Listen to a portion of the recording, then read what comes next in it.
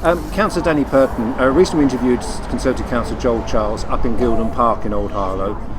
He made certain criticisms of the certain criticisms he made you're not happy with.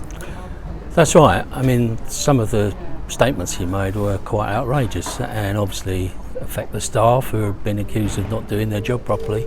But more importantly, it's misleading the new residents as to the situation with regard to the council. It was suggested that somehow we had an agreement to inspect houses, which we don't. This site was one on appeal. We objected to the site in the first place. And we have got an agreement, but it relies, the actual agreement only covers highway access for construction vehicles. It's got absolutely nothing to do with the properties themselves. And in fact, the properties, the construction, the faults in the actual houses are being inspected by private inspectors employed by the builders. Nothing to do with the council at all. And I think it was very misleading to residents to suggest that somehow the council could intervene on their behalf and were falling down on the job. And then of course we had the usual rhetoric from Councillor Charles about Harlow Labour Council being against people owning their own homes, which is of course complete nonsense and rather ironic considering Councillor Charles has opposed every single development in Old Harlow that would have provided more homes for people to buy. So it's very clear that whether it comes to new developments, whether it's Gildon Park or ones that are already built like Fifth Avenue or up on Commonside Road, there's only a certain, as you're saying, a certain role that Harlow Council have.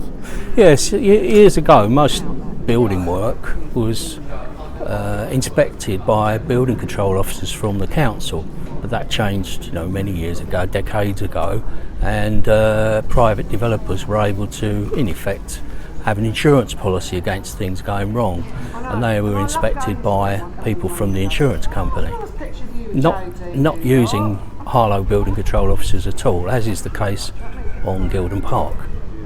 And it is misleading to suggest that we could do so, we could intervene. Obviously we're quite prepared to give whatever assistance we can to the new residents and the problems they're having with this builder, Persimmon, but we haven't got any powers to intervene directly with the builder.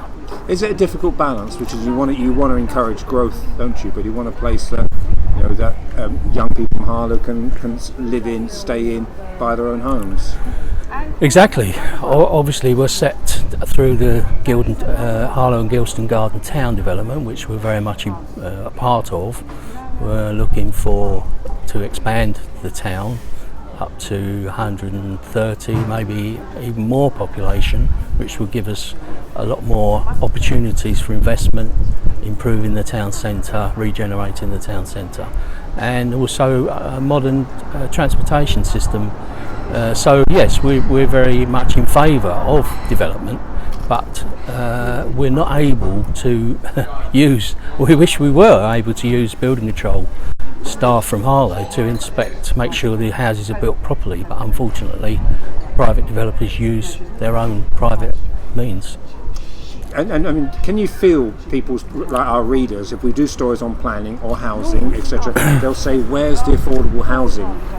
And where's the affordable housing for Harlow residents? Can you feel a lot of Harlow residents' pain in that respect?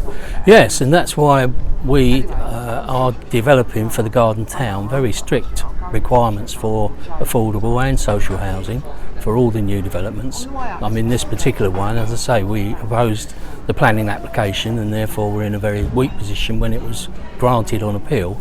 But in terms of all the new developments that are going to come along over the next 10 to 15 years, we very much are going to insist on the high levels of affordable and social housing. Plus, of course, we're developing our own sites through our own construction company to build social housing wherever we can on our own land.